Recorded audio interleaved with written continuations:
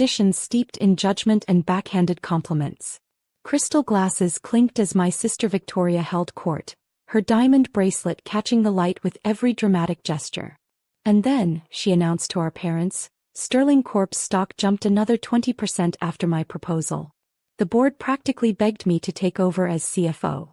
She turned to me with that familiar patronizing smile. How's the receptionist work going, Emma? Still answering phones at that little investment firm. I took a measured sip of water, ignoring the way Mom and Dad exchanged their usual disappointed glances. My simple black blazer felt out of place among their designer wear, exactly as I'd planned. Actually, I'm an executive assistant now, I said quietly, playing my part. Victoria laughed, the sound drawing attention from nearby tables. Oh sweetie, still fetching coffee for the big boys? You know, with your economics degree you could have done so much more. Remember when we both interned at Sterling? I became CFO and you? She gestured vaguely at my modest attire. Victoria's doing extraordinary things, Dad chimed in, his pride evident. Sterling Corp is becoming a powerhouse under her leadership. They're even talking about expanding into Asian markets. I nodded, checking my phone discreetly as it buzzed. The message made my lips twitch. Acquisition complete. Press release scheduled for 8 p.m. Emma, put the phone away, Mom scolded. Just because you work as a secretary doesn't mean you need to be on call during family dinner. Sorry, I murmured, noting the time, 7:55 p.m. Victoria reached across the table to pat my hand. You know, I could put in a word at Sterling. Maybe get you a better position. Something more ambitious than answering phones. That's thoughtful of you, I said, taking another sip of water. How are Sterling's quarterly numbers looking? Magnificent, Victoria preened. We're about to announce our biggest quarter yet. The CEO is thrilled with my performance. Speaking of performance, Dad added, your sister's being featured in Financial Monthly. Rising stars under 40. When was the last time you read a financial journal, Emma? This morning, actually. I checked my phone again. 7:58 p.m. Victoria rolled her eyes. Reading your boss's schedule doesn't count as financial literature, darling. I was actually reviewing acquisition reports, I said softly. What would you know about acquisitions? Victoria scoffed. Does your boss let you make copies of the big important papers? My phone vibrated one final time. Wall Street Journal alert posting now. Actually, I said, reaching into my briefcase, I know quite a bit about acquisitions. Especially the one that closed 20 seconds ago.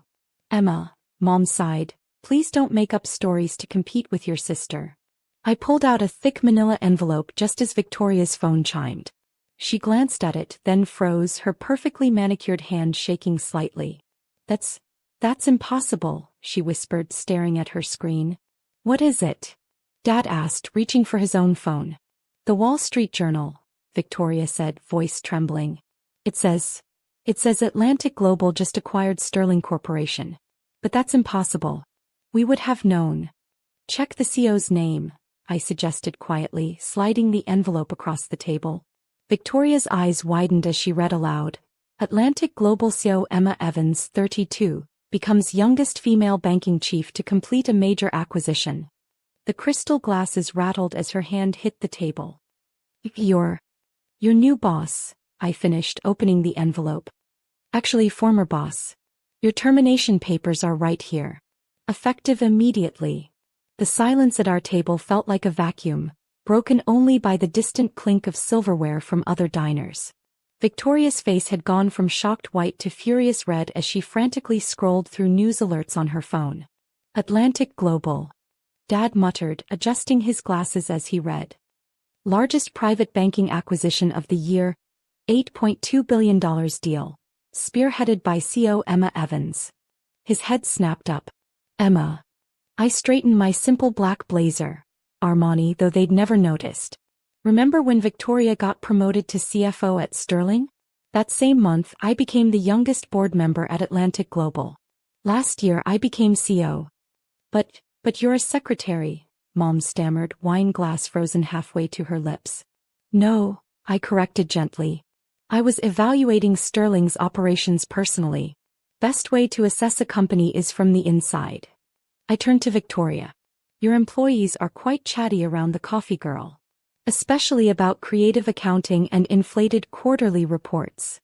Victoria's hand clenched around her phone. You spied on us? I did due diligence, I replied. Those Asian market expansions you bragged about. The numbers didn't add up.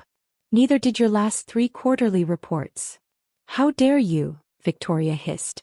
I built Sterling's financial division from smoke and mirrors, I interrupted, pulling out more documents. Would you like to discuss the offshore accounts? Or the misreported earnings that somehow always lined up perfectly with your performance bonuses? Dad reached for the papers, but I held them back. Those are for the SEC now. The SEC? Mom whispered, her face draining of color. Don't worry, I said, checking my watch. The press release only mentions the acquisition.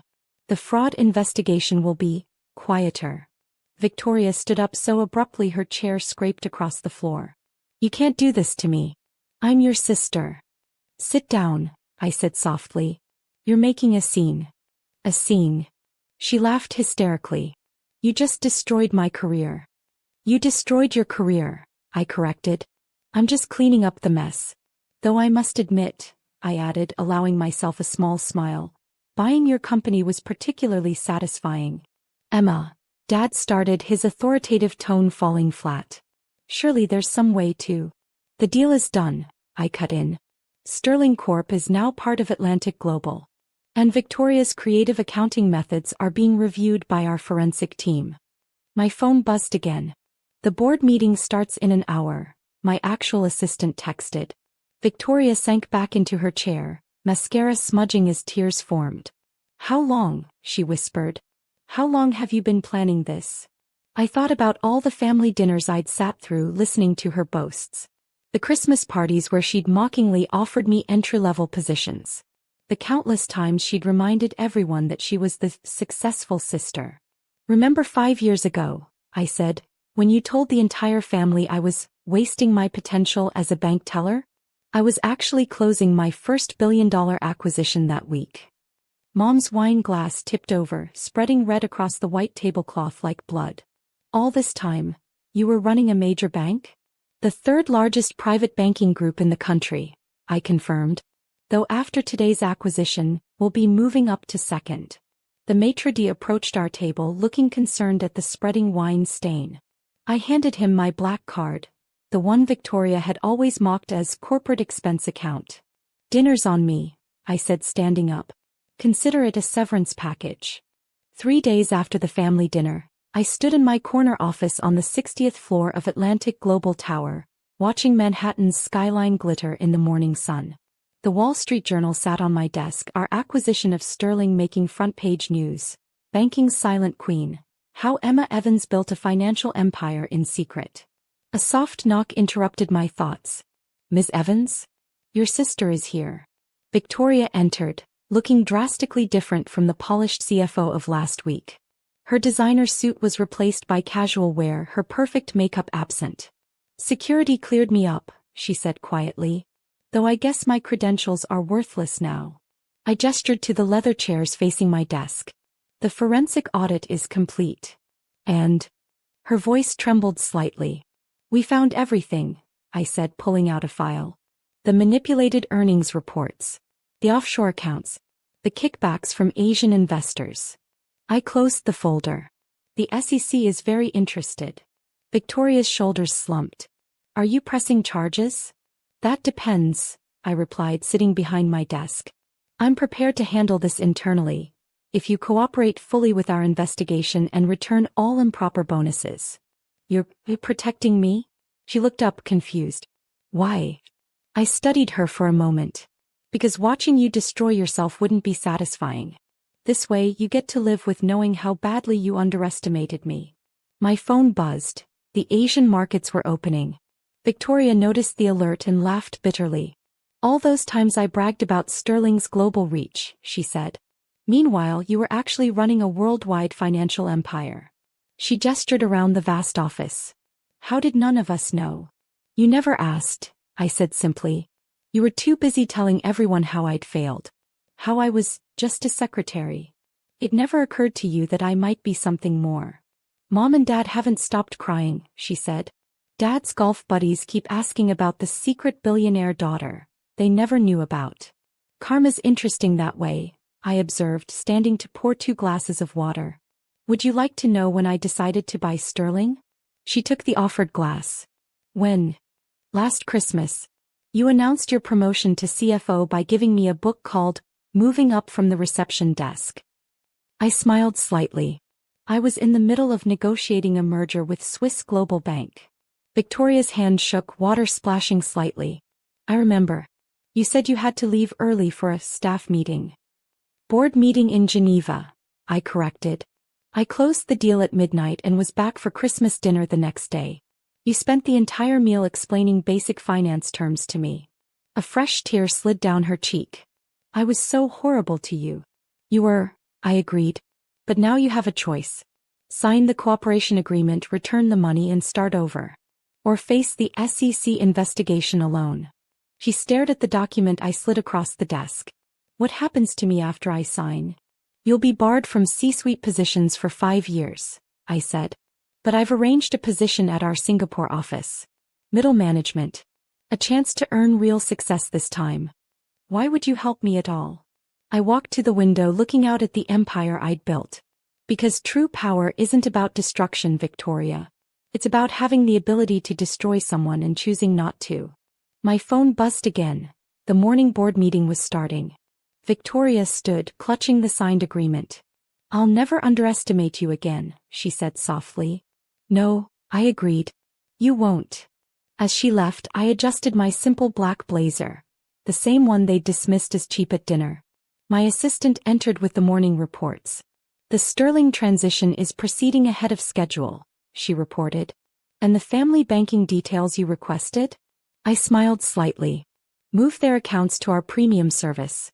Waive all fees. Very generous, she observed.